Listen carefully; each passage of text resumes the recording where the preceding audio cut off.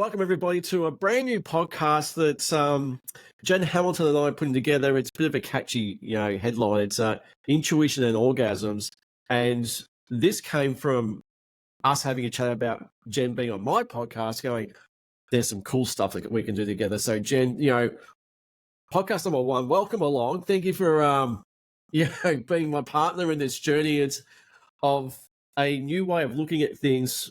As far as relationships go, spirituality, intuition, emotional intelligence, life issues, all that kind of stuff. Thanks for, partnering on this journey.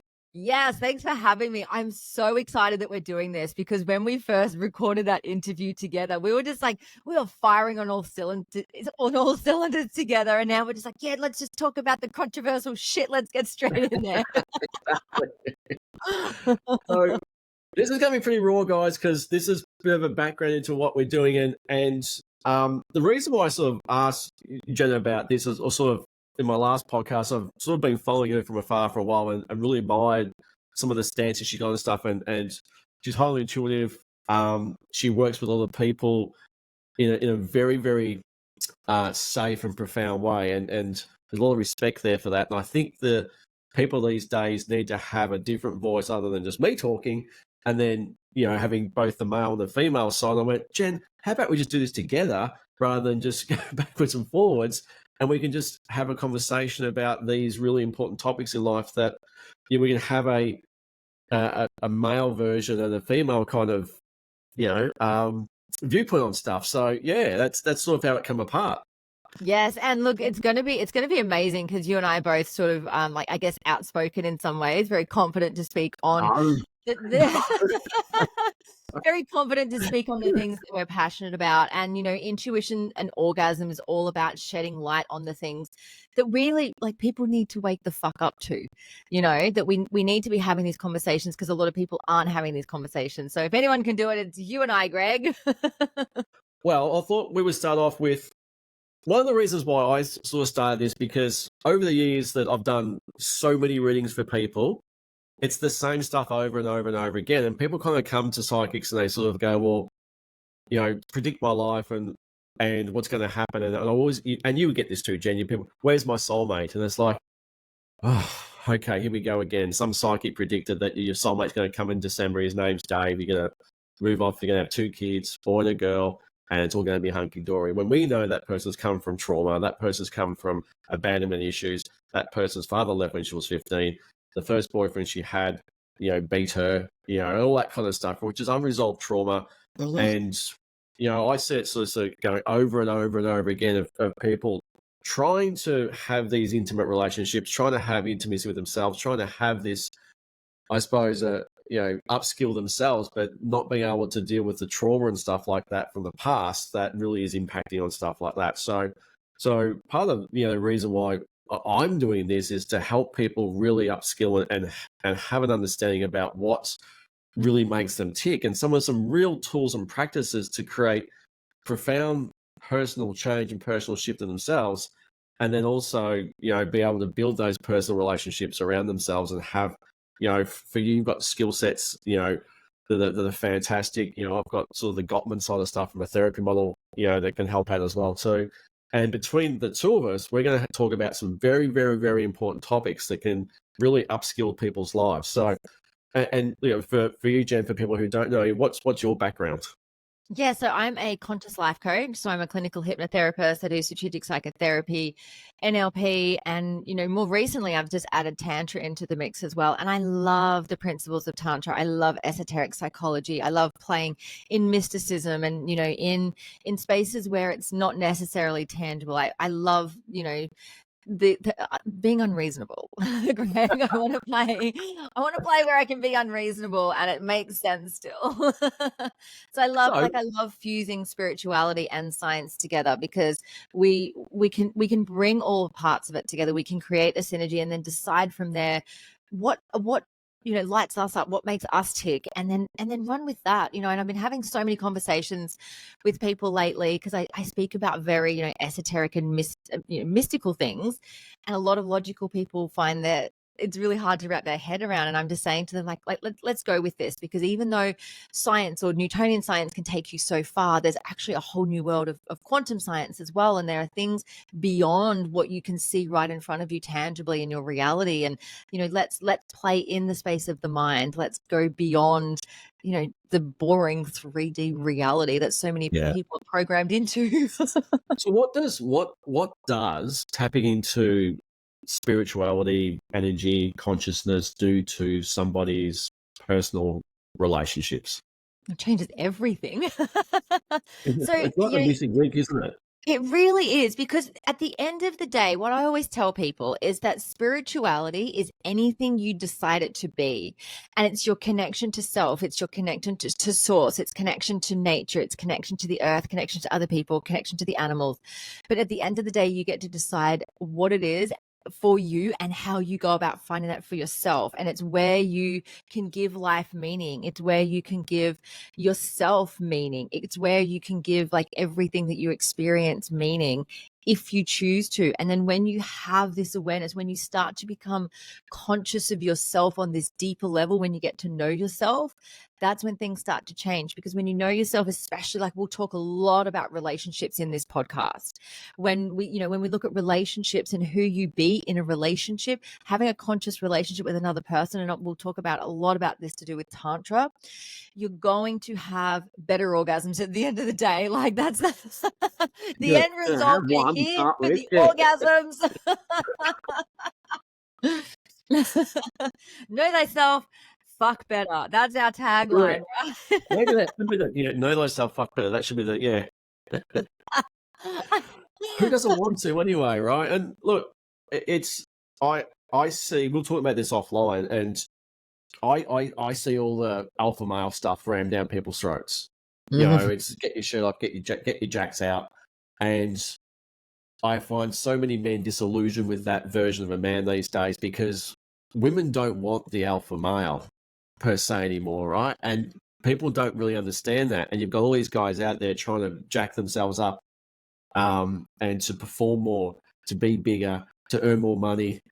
And for a man, the reason why men have so much mental health issues is because of that. Yeah, that's so true. And you and I have spoken on a podcast previously about, we talked about the tipping the scales of the empowerment of women movement and the girl boss movement. Yeah.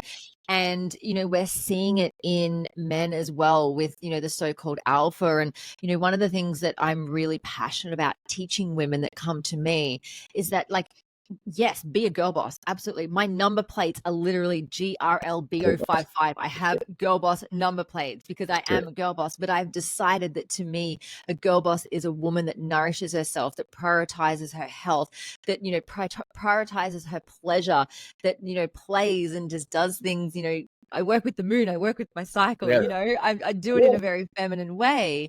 And we can change this for men. We get to decide, or they get to decide for themselves, what an alpha actually is. Like if we look at a pack of wolves, for example, have the alpha wolf, it's the one leading out the front. It's not the one, leading from the back. He's not the one, showing off and like just running after the female wolves and, doing all of the show pony stuff.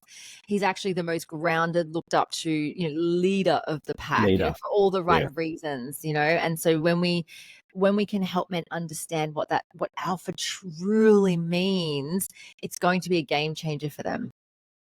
Yeah, and on top of that, we're going to talk a lot about sex in this podcast. Yes, we are. A hell of a lot about it. Because I can't tell you, of the thousands of readings I've done for females, most men have no clue. Yeah, it's true. And I have a lot of stories. I'm a storyteller. I'm an oversharer. I promise I won't share names of people, but I am here for the story. So if you know me, buckle up, buttercup. But look, from a man's perspective, we're taught through porn.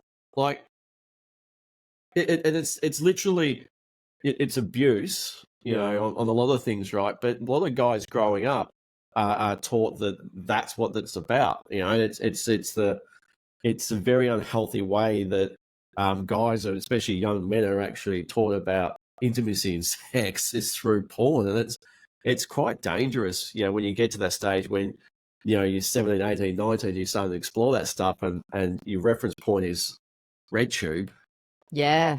or Yeah. they OnlyFans, right? Oh, You know, yeah, that's of course. Yeah, that wasn't even around back in back in my day, Greg. just a young buck. Yeah. So it's redefining that as well too, about helping people understand, true sexual liberation Mm, comes from going inwards, and mm. true intimacy is energetic. True Yes, sex is energetic. absolutely, absolutely.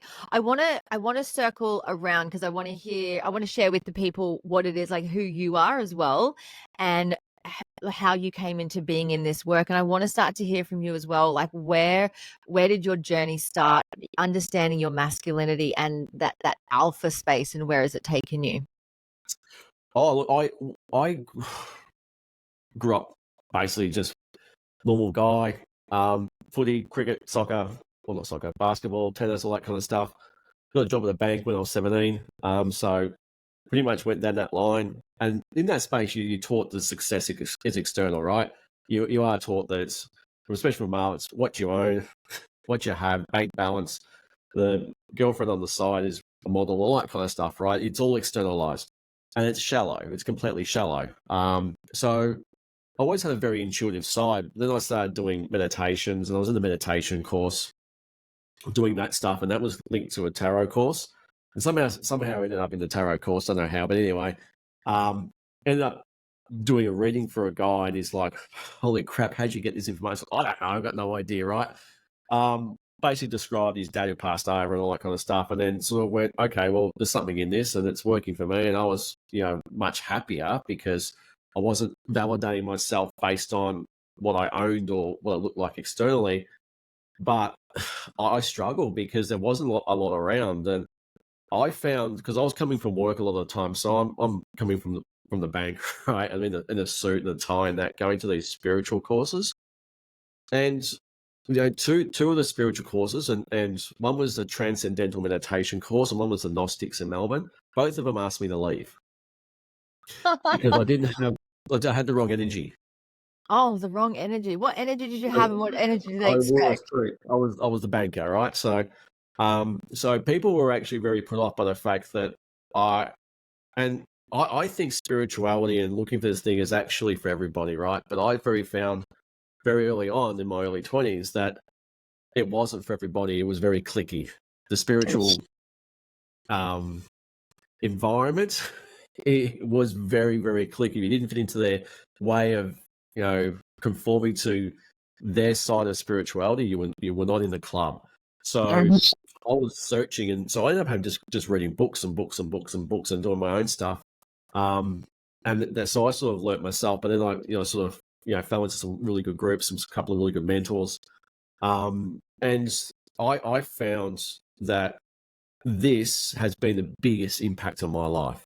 Going down this path of consciousness, spirituality, going inside the nature of thought, then the three principles side, Byron Katie, Peter Crone, uh, you know, multitude of other mentors in the way that it runs rings around the performance we've told that is success these days.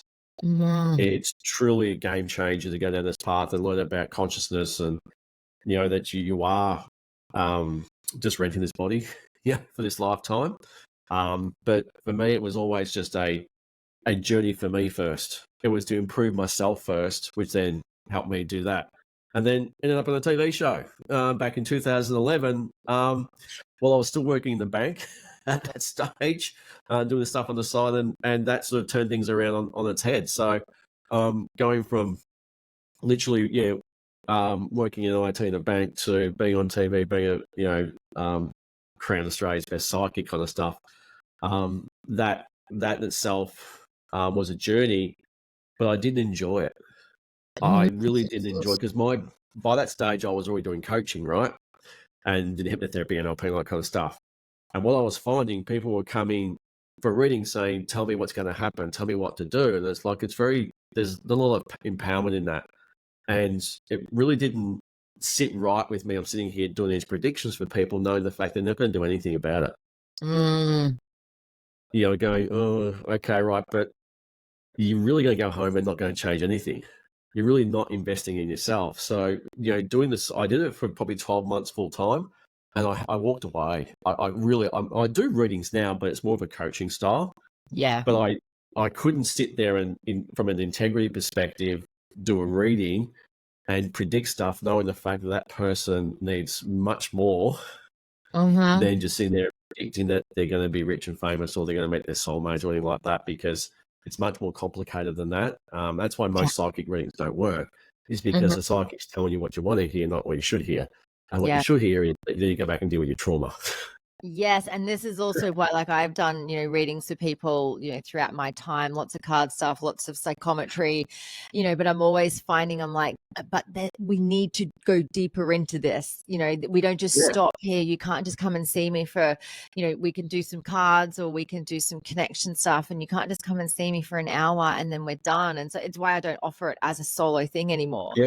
Because people want a quick fix, and we live in a disposable world. We live in a very fast-paced environment where we just want things at our fingertips quickly. I mean, and, you know, we're so lucky to have things, you know, like AI now and ChatGPT and the things that can provide us what we need to support us in a way that doesn't actually, you know, impact us on that deeper level.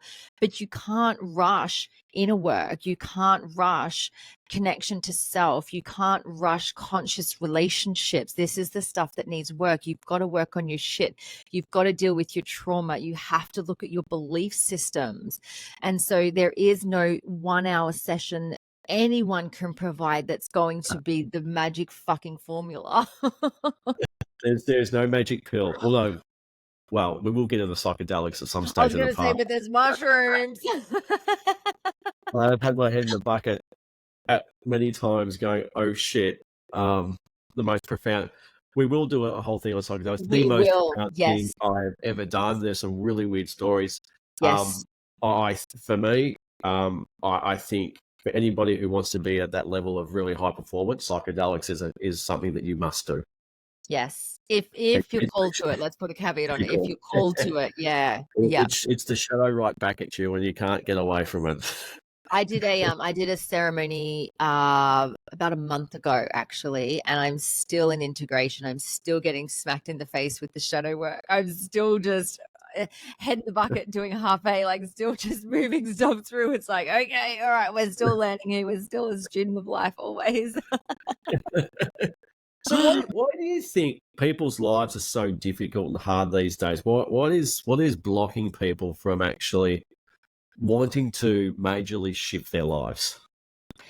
Oh gosh, I think because we've got so much in front of us on social media, we are looking at other people's lives. We're taking their reels as their real, and it's not, you know, we're seeing things that people have achieved or that they're doing or that they're talking about or that coaches are spamming with, you know, oh, you can have this and upgrade your DNA codes and live in the 15,000th dimension and download this and light codes that. And there's just so much fluff.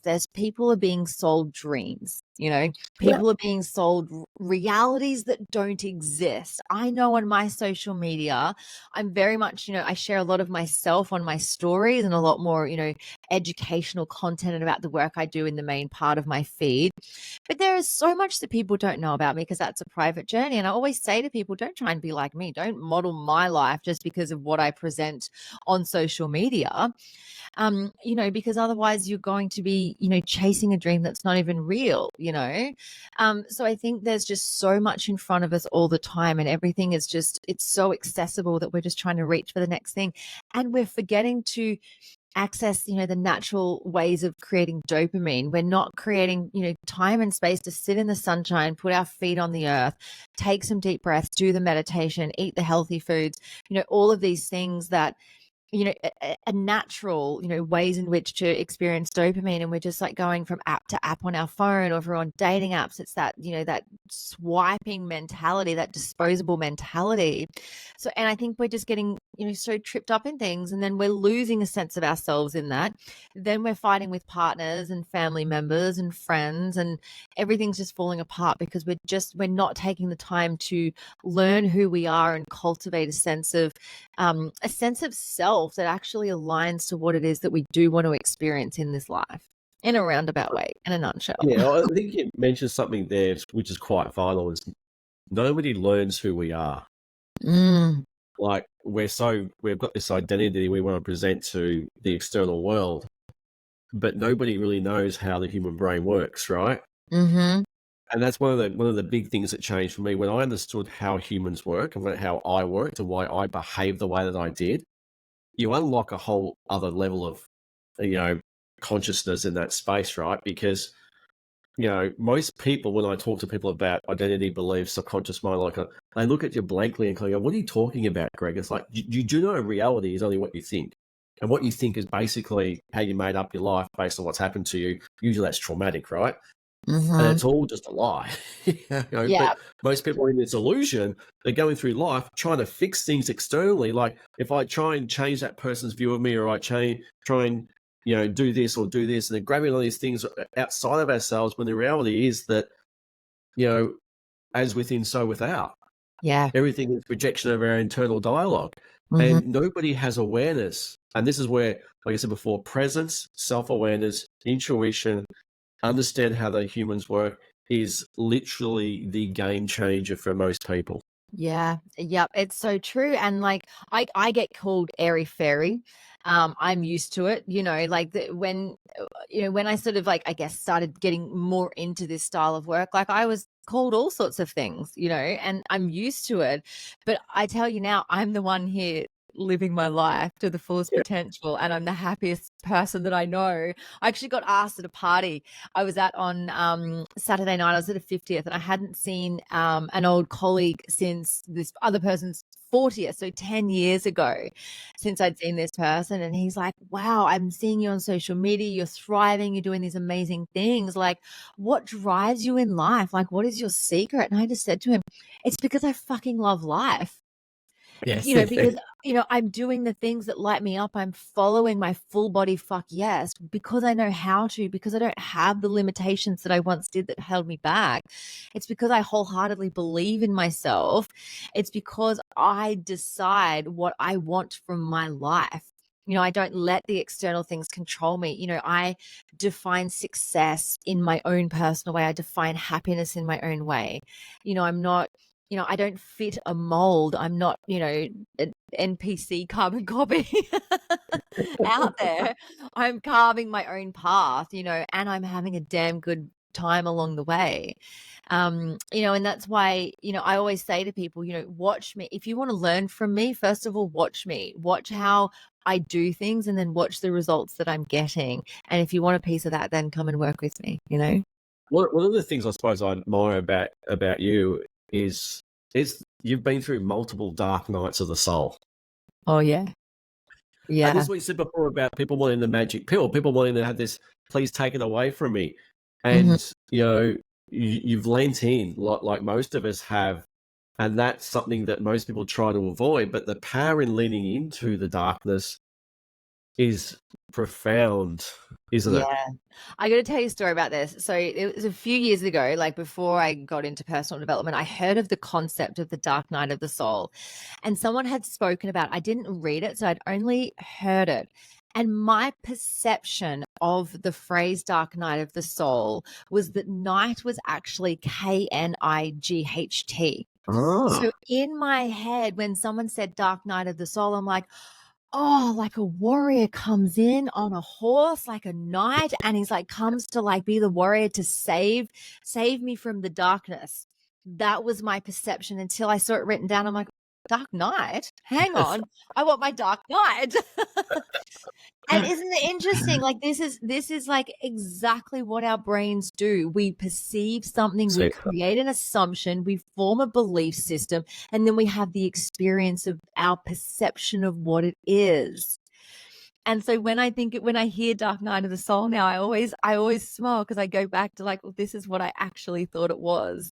And I've had so many dark nights of the soul, and it's fucking gut wrenching when you're going through it. It's the deepest, darkest pain. But I'm telling you now, when you go through it and you fully go into it, like you go deep and you allow it to be there and you don't try and rush out of it, that is the magic with going into it, because you learn who you are in the process, and then you can be guided then what to do in the next step. So whether that's having an awkward conversation with someone, quitting the job, leaving the relationship, going traveling, whatever the thing is that you are avoiding, it's going to smack you in the face if you don't look at it. And that is the dark night.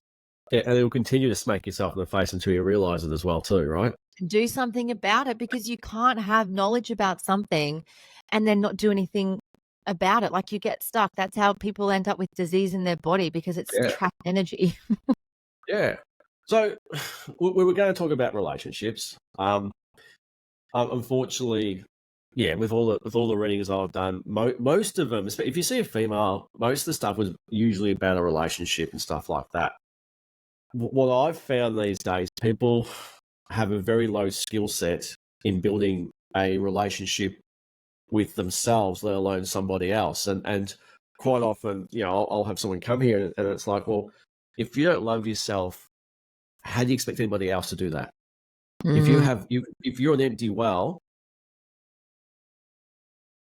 what are you going to do from there, right? Because if you're putting the expectation of the other person to love you to fill that hole, game over. That relationship's dead in the water before it's even started. But most people are walking around like that. Most people are sitting around as, I've got a hole inside of me, I need to fill it. It's someone to love me enough to fill up that hole. And if you don't do it, then it's your fault. Yeah. The way we got there, in my view of the world, my perception, this has had such a big impact on me. In those early years, so we know that the ages of 0 to 7 are what we call the imprinting ages. We're in a theta brainwave. We are, susceptible to all information coming in, and it's creating our subconscious mind. It's storing all of our beliefs. So whatever we're consuming during those first, those vital 7 years, everything's being stored, creating those beliefs, and then we're solidifying it from the age of 7 to 14. If you think about the movies that we grew up with, if you think about the songs that we listened to, if you think about, the books that we read, the magazines that were around, the television commercials, the TV shows, everything from the woman's perspective was about getting a man's attention, being loved solves everything, having to settle down and get married for the sake of happiness, having been told by family that there's an order that you do things. You go to school, you go to university, you meet someone, you travel for a bit, you come back, you settle down, you get married, you get the house, you have children, you keep working till you're 65, you retire and get your pension, you're done. Right? Yeah. So we were constantly exposed to a system that was designed to keep us small, that was designed to keep us contained, and we wonder why we're so unhappy, because it's not sustainable. It's not real. None of these movies, none of these songs are real, but we sang them over and over again. We literally programmed ourselves. My favorite movie in the whole entire world is Grease, and I was watching it the other night. And it just reminds me every time that I watch it, like the abandonment that happened for the sake of boys' attention. I did that in my own life in my teen years and my 20s and a little bit in my early 30s. It became part of us. The songs that we listened to, the songs that we sung along to and danced around to, thinking that, that we were the shit singing it, we were programming ourselves to believe that these things were true, and now we wonder why we're a little fucked up. Yeah, and then you got the guide. It's about numbers on the bed head, right? Yeah. About how many can I get, right? That's Showing off to friends and being validated for it. Like there's a part of our humanness that wants validation. Like we needed it from a very young age. We associated with validation with being loved by our parents, and that continues on. In the playground as well. It's like, oh, you scored on the weekend, great. Oh, you shagged this many number of girls. Exactly. Like it's just that continuation, because we saw it in movies as well. For example, like the movie American Pie just popped into my head. it was all about a numbers game and doing this and doing that, and Correct. the respectful guy at the end that said, "Hey, man, I don't wanna share about it."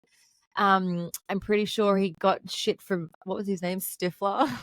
Yeah. I remember Yeah. these But characters' that's names. but you're right there, is that, we're programmed with this, Stifler was the hero, Yes, where and he the was nice, kind fucking guy who idiot. was gentle was looked at, "Oh, he's the misfit. He's the don't be that guy. You're a That's the loser. yeah, Yeah. loser," right? Yeah. Um, and you're right, it's so spot on the money is we have these stereotypes rammed in our throats subconsciously, and it's just not working out for us. It's just, things have gotta change and things, we were talking before offline about the new version of people coming through. And part of this, this podcast is for us to help share, what these new people are, which is tapping into this very deep spiritual connection and being Mm, able to transform not only your own personal reality, but the reality of, those that you're very intimately connected to, and to be open and vulnerable and to not sort of have this external image out there that,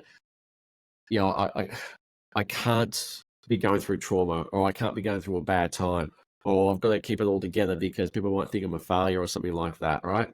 mhm, That doesn't do anybody any good, never has, never will. mhm. Yep. Yeah, it's so true. And it's just the thing is, like, if we're already in partnership, if we're in partnership with someone where we haven't had these conversations and we've been just existing with them for 5, 10, 15, 20 years, and all of a sudden someone brings up, like, hey, let's really talk about our feelings, or let's talk about, past trauma. And it's not been a topic of conversation before. It can be really daunting, even with Well, someone guys got no who's idea. so intimate. Yeah. Hey, Yeah. let's go talk about your feelings. Like, what feelings? I've suppressed that shit for 30 years. Well, I don't have that stuff, right? I don't even And acknowledge that anything's there, that it's even been no, suppressed. no, Yeah. because you've got this thing about, especially for guys, that if you talk about your feelings, you talk about your stuff, that there's a weakness there. Mhm. So only girls do it and girls are weak. Like, there's this They cry stereotype all that the it's time. a Yeah, girl hysterically thing. crying and stuff like that. And it's like, I wonder why alcoholism and drug abuse and suicide is so, prevalent through people who suppress their feelings. And Mhm. there's a power in being able to talk about stuff. And, this is back to what we're going a roundabout way, is that we want to help people communicate.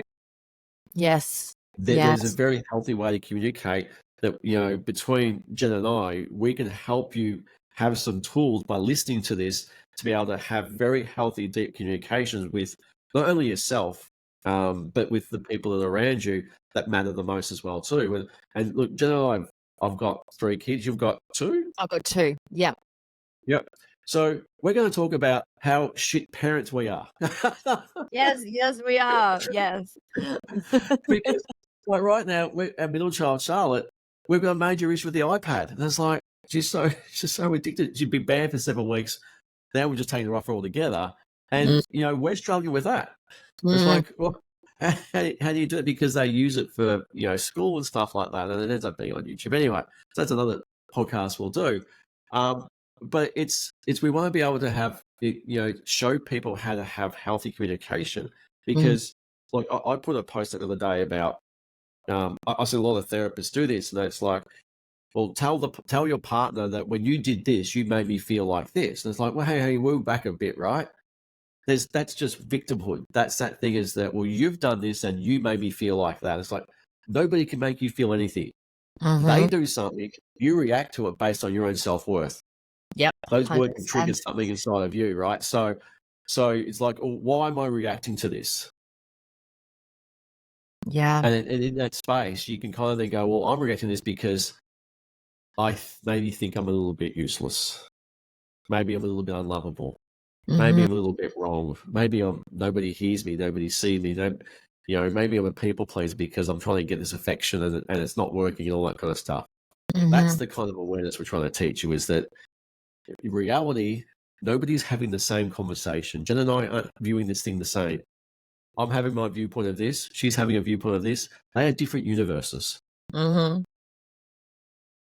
And in that space, they converge together, but we're not experiencing the same thing. And we're going to get into some pretty big esoteric things along the way here about that, because perception and reality and the way you perceive stuff, like Jen said before, is everything. Mm-hmm. It's the only thing. It's the only thing that exists. Yeah. Is the way that you perceive something.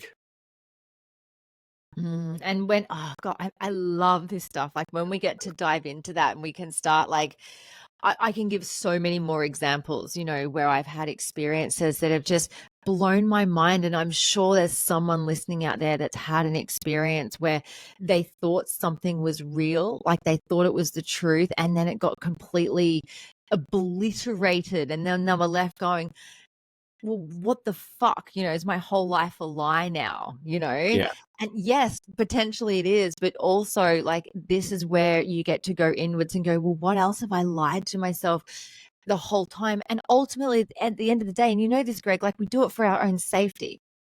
You know, we Yeah. do it because we've created a safety mechanism within ourselves to, you know, ensure that we're surviving this ultimate experience. And from a very early age, we've been coded with feelings are wrong. I'll give you something to cry about. Stop being so angry. Stop being so loud. Stop being so this and that. Like we've been pushed down and told not to be who we are in our fullest expression. And so there's trauma around that. There's so many people are experiencing, you know, inability to be fully authentic and use their voice and speak their truth because of what might happen, you know. Yeah. And so there's so many ways in which we can give, I want to give so many people like tools that they can take away to start to embody this. One of my favorite sayings is I love cock, crystal clear, open communication.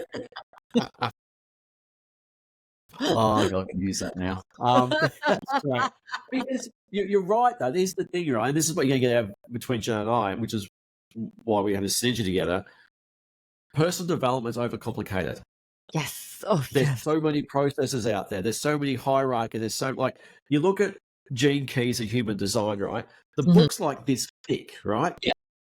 Who cares? Like, I get it, right? I get it. There's some really good stuff out there, right? But it's way too complicated. Yeah. Yeah. We're going to help you understand some simple stuff, right? You can implement without having to have a 45-page chart given to you. Yeah, to ultimately like tell you who you are according to something external to you still. You know, Yeah. or you know, I get it as well. Like I'm a bit of an astrology girl. I get the human design thing. I'm not fully into the gene keys, like even the Myers-Briggs stuff. You know what I mean? Like let's give Yes. everyone a, you know, Again. Yep. exactly. Like I just, you know, sometimes even introversion and extroversion, like I would call myself an extrovert majority of the time, but there is a chunk of time where I'm wildly introverted and neither of them matter. It's just who I am. I don't have to label it with anything. You know, so I think we need to start breaking down what's actually some of the toxic parts as well of the personal development industry that basically is a subscription model. It's not about as bad as the pharmaceutical or the religion model. You know, but there's a lot of people out there trying to sell you something to give you answers which you already have within inside yourself. You know, and so I want everyone to walk away feeling empowered to know that they can go within, that they don't need things outside of themselves. You and I work very, very similarly, and the power in what we're going to show you guys is the power of questions, the power of questioning things, and that's all it takes. Because, like Jen said, the answers you've already got. If you can have a different perspective on something, if we can probe it through just a few questions, the healing will automatically happen. And Yeah. I know Jen's got some stories about people that, you know, have had light bulb moment in a session. All of a sudden, shit's just changed energetically in a moment because they've had a shift of perception. And that, like I said before, that belief has gone and shattered itself. Yeah. And by you just having like a couple of words to them and they've just had this massive light bulb moment. Yeah. And because I've had it for myself. And I Yeah. know the power of it. And this was one of the reasons why I knew that I had to be in this space as a coach, because I knew the power of it.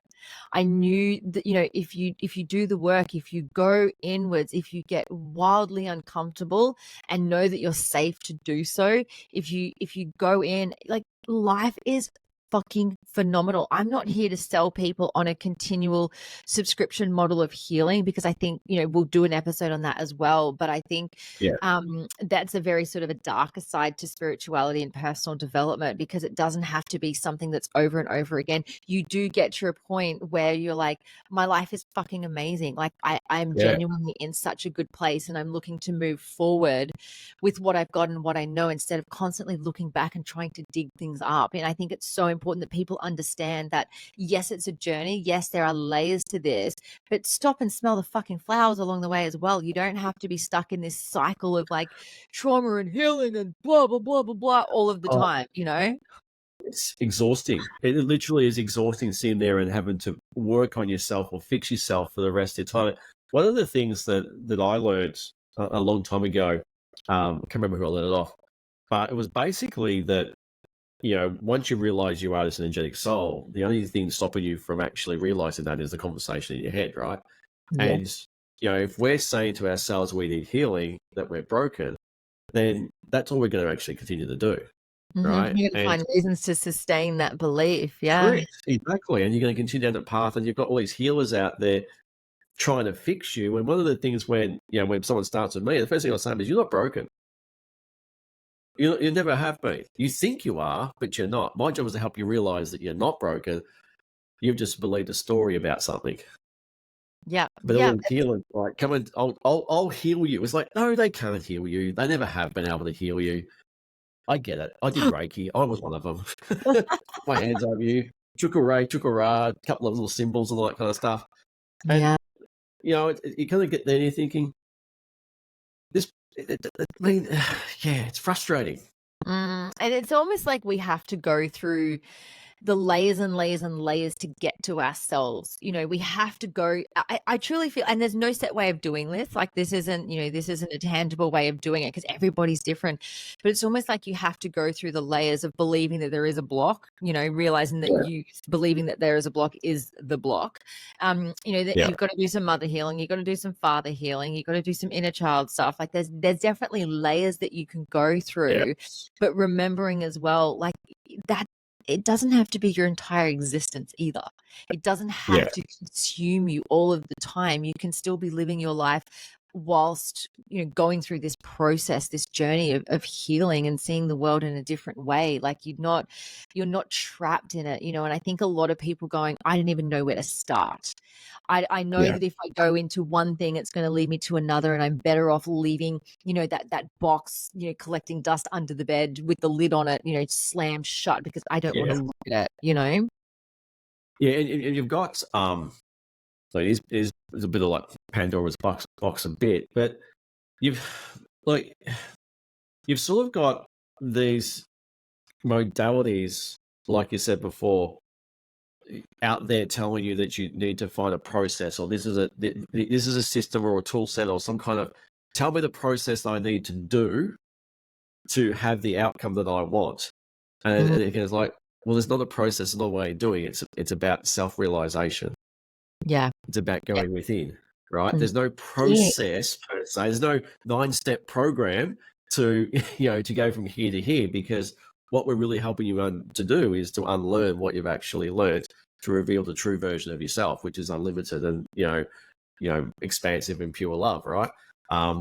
And once you realize that, you know, that there is nothing like it, you've just got, here, take it. I've got, it's so shitloads of this love. Yes. Unlimited, right? You know, you don't care what people say. It's like, keep going. You've got it everywhere, right? But the other part is that don't take away from the human experience. And we have this thing called spiritual bypassing in our community, which people, it's the love and lighters, right? The pixies and fairies and crystal people, well, it's not that, but who are all love and lighters and all that stuff. The dark night, the shadow, is a massive part of you. Coins have two sides. There's night and day. There's hot and cold. They have to coexist. Being human is one of the most magical things ever, and it's a shit show. Oh, yeah. Oh, yeah. When you realize that the whole thing is a cosmic shit show at the end.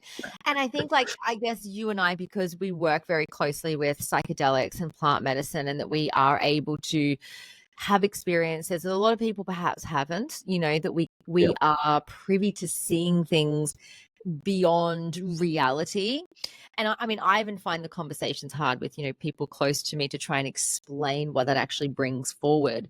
And Yeah. so I think, like, even though some people aren't drawn to psychedelics, I think, you and I are very, very much able to share the wisdom that moves through these plants and then through us to be able to, shed light and wisdom, around, to inspire other people to go inwards, because that's at the end of the day, that's what we're here for. We're going to talk about intuitions. We're going to talk a lot about, the relationships and orgasms and, all of that kind of stuff.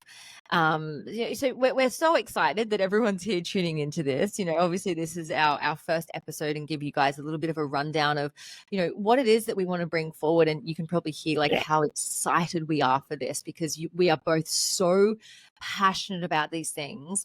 And there'll be times, like I'll interview Greg, he can interview me on certain things. We'll be having guests on the show.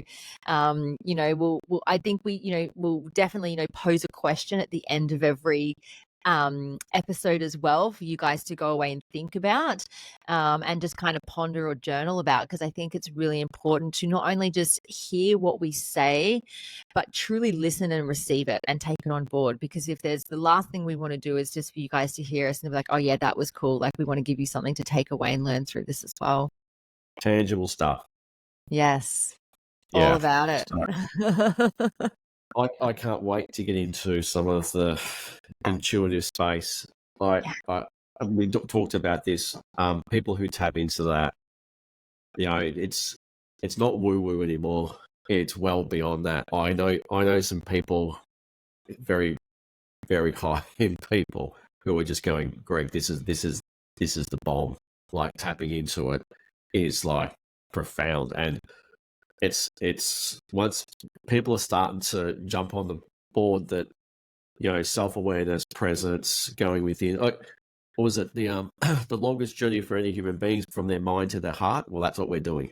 Yes, I love that. At the core of all this stuff is that we want you guys to open your heart chakra. We want you guys to live from the heart. We want you guys to embody the heart. We want you guys to be able to be really revolutionary in the way that you live your life, based on how you want to, come from this place. Because once you do, you unlock a power that is you've got no idea how big it is. Yes. And when you realize it, like when it lands, when you have that awakening, it is fucking beautiful. Every time I do a plant medicine ceremony, I always like you go through sort of like this bit where you just go pop and you're like in it kind of thing. And I always start laughing at that point, because I'm like, fuck, I'm 37 years old and I'm only just realizing this now. And I'm so excited because I've got so much more of my life still to go, that I can, embody all of this and share it and tell other people about it. So, if it takes Greg and I getting our heads in the bucket just to be able to share this wisdom to, to pass on to the listeners, then so be it. We signed up for this as, whatever we decided, or that soul contract that we signed. I actually thought about filming myself one night, because it's actually quite, to see someone go through like an ayahuasca ceremony, to see how like difficult it is, and then how profoundly liberating it is in the other end, it's quite fascinating. Because my wife sits here and she checks on me and watches. He's like, oh God, he's purging, he's throwing his guts up, he's bawling his eyes out. Like I've sitting there, I've cried like I've never cried before. Oh, And it's the most liberating thing. It's the best thing ever. It's like, oh, I can't believe I was holding. And it's the energetic stuff. You go, I can't believe I was holding on to that shit. No wonder I wasn't feeling too good. Like, once it releases from you energetically, it's like, holy crap, I feel so good. Yep. It's amazing. And like, there's so many different medicines out there. Like, if people are called to working in this space, that's amazing. If they're not, that's okay too. Some people experience this through breath work.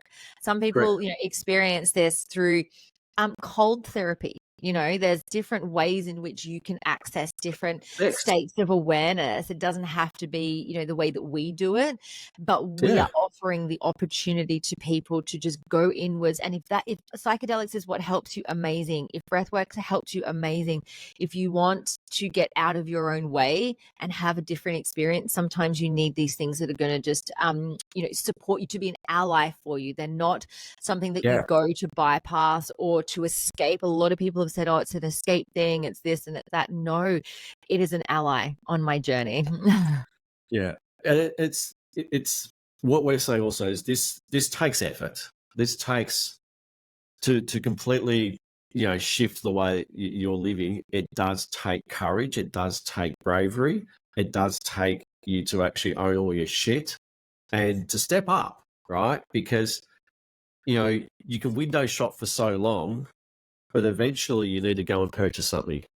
And we're our idea is to help you, on that journey from not window shopping to be able to get in the game per se. And, by us sharing our stories that it's not easy. Like, we're not saying that shit's easy. Some of the stuff that we've faced is ridiculously hard.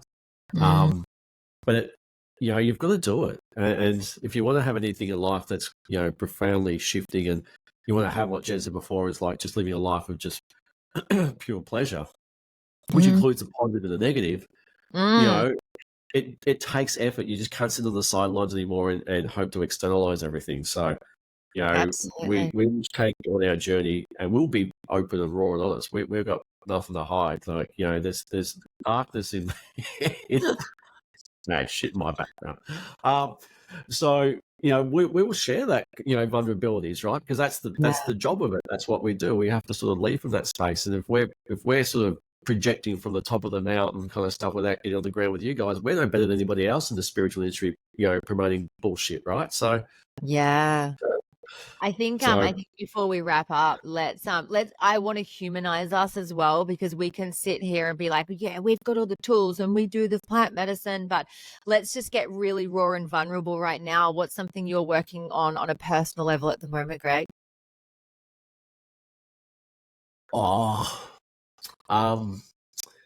Being a parent, like, we've got, our youngest is sort of on the spectrum a bit, socially, which is difficult. My wife's sort of has been struggling with vertigo for about 3 years now, which is quite debilitating. So, which is frustrating, to no end, because that you can't do. It's like having a cold. It's like constant vertigo 24/7. We haven't been able to go overseas. You can't get on a plane. We can't go on holidays. It's really struggling mentally in a lot of things, from that space. And it's shown me so much about committing in a relationship, because to be in that space there, to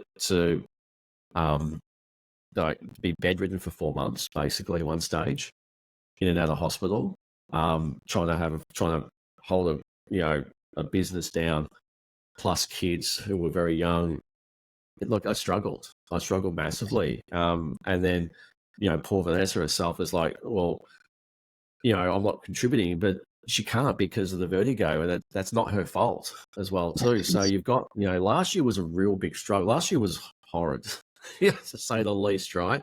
Of trying to, expand a business, but also trying to keep everything here together, which has been, I've had some times where I'm very lucky. I've got some really good mates, which we'll talk about, men talking to other men, that, I've had some moments where just that I can't do this. I just can't keep going on like this, because the stress and the pressure of having a partner who's ill, and then 3 young kids who are needy, when on the spectrum a bit, it's tough.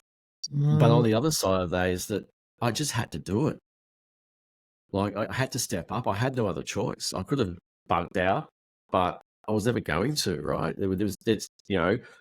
I've got a family that I've committed to, and a partner who I love deeply.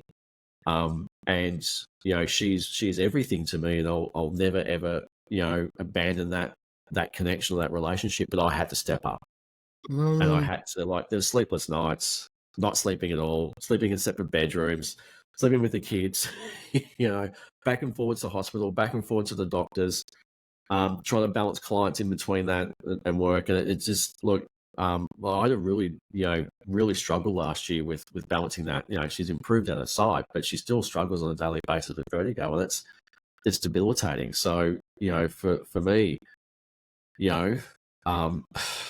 like you said, bit of a dark night of the soul.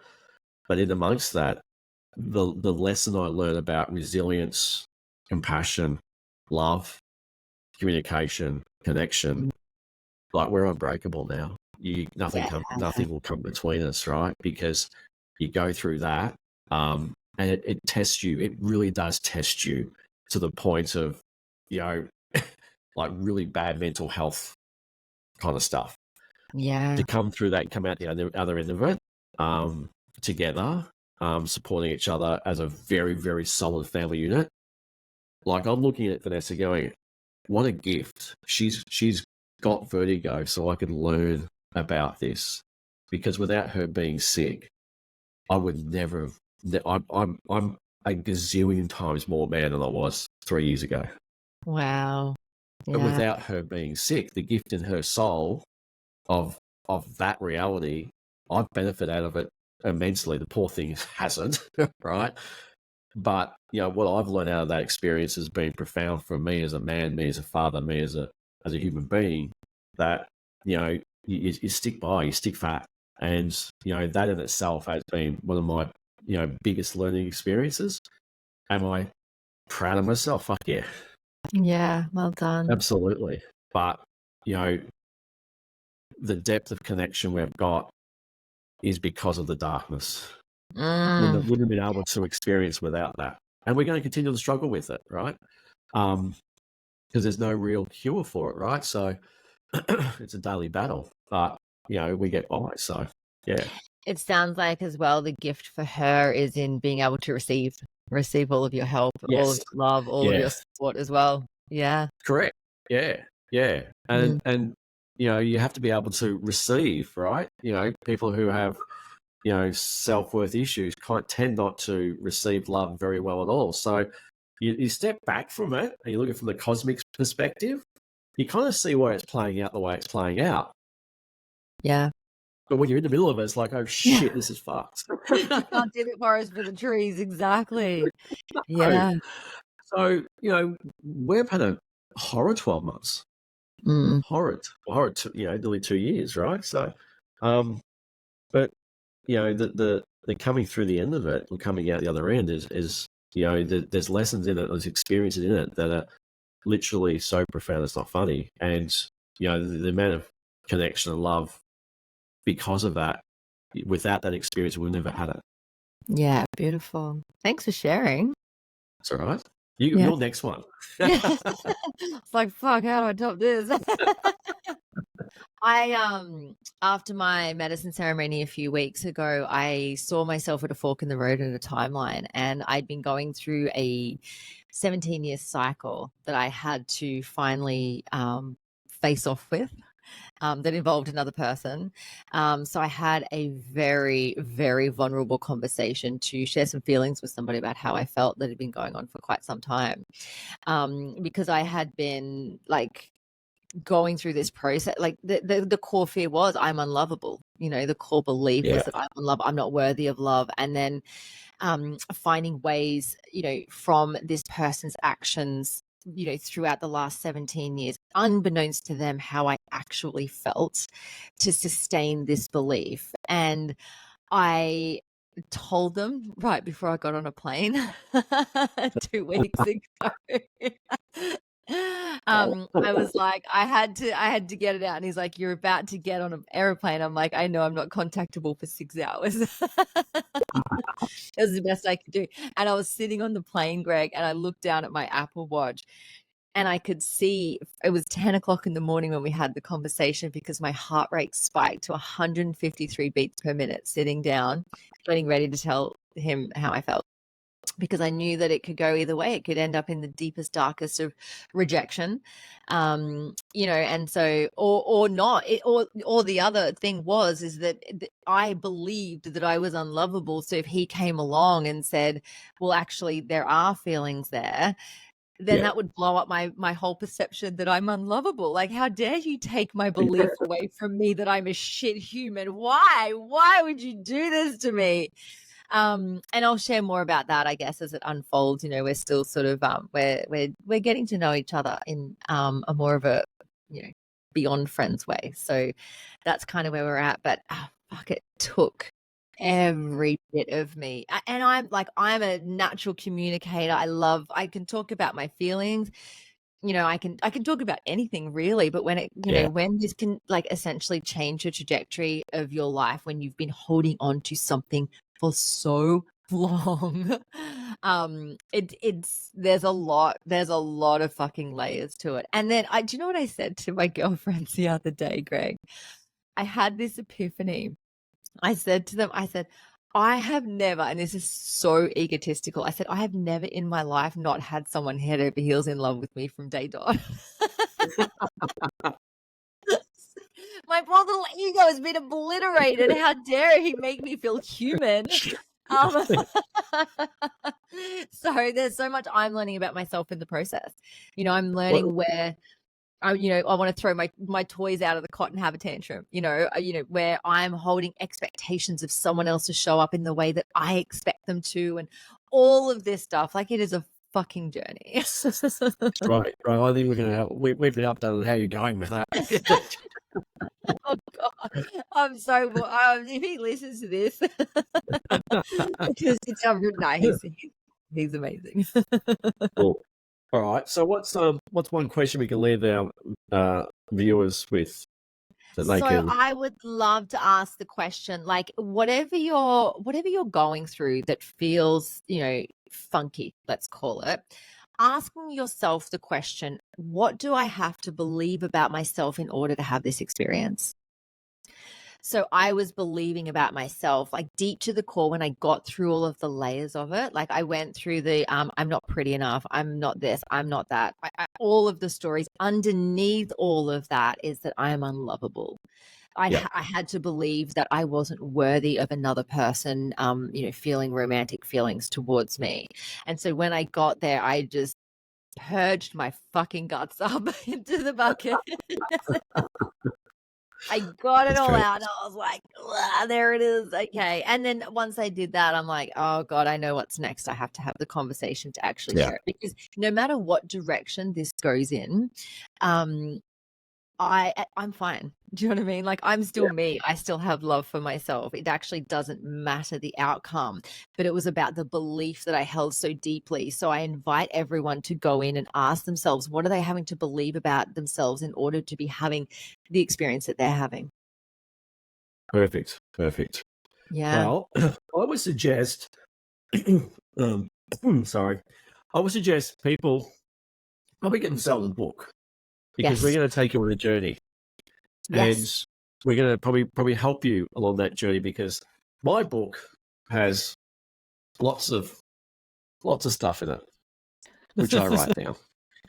And quite very, very therapeutic, right? So that's a great question by Jen. But I would actually get yourself a nice book and just start with there. And because you're going to find that if you listen to this, come on the journey with us, over a period of time, you look back at this and you'll find yourself completely changing. So it's good practice to have. But great question, Jen. We haven't discussed this. We do this every 2 weeks or every 3 weeks, or I would love it to be every 2 weeks. Yeah, absolutely. Okay. Even if we can bump it to weekly as we get, we're going to get so big and viral and popular. Like, watch this space, guys. There is because we will be putting the audio up on Spotify as well. There is now a feature where you guys can send us a text message. So we would love to be receiving, obviously, ratings and reviews, but send us messages if you've got a question. So when you go to Spotify, under the heading, there's a little send us a text message button. Keep in touch with us, or keep in touch as well. We're going to have an Instagram page live very shortly, so you'll be able to follow along that. So we'll pop the link to that in the show notes, so you can see the shorts of the snippets. You'll see little posts from Greg and myself. We'll be sharing lots along the way. So it is a very exciting journey that we have ahead, that's for sure. We do, and that's the thing, it's a journey. So Jen, welcome, congratulations to you, to us, number one podcast. Yes. 22nd of July 2024. This either could tank or it could go. So we're just going to go with it. We don't tank. They know who we are. But we want people to there's only two of us, right? And we have very limited resources to help people. Our job is to help as many people as we can through sharing our stories and sharing our knowledge, our wisdom, and what we do, because we can't see everybody, and nor do we want to. I just do 40 readings a week. That killed me, right? So we want you to come on the journey, and if we can help you, like she said, ask questions. We would love for you to actually just share this experience with us, and we'll do it in a couple of weeks. So, Yes, Jen, thank we'll you be very back. much. Thank you, Greg. This is fun. We're amazing. All right. Thanks, everybody. And we'll see you on the next one in 2 weeks' time.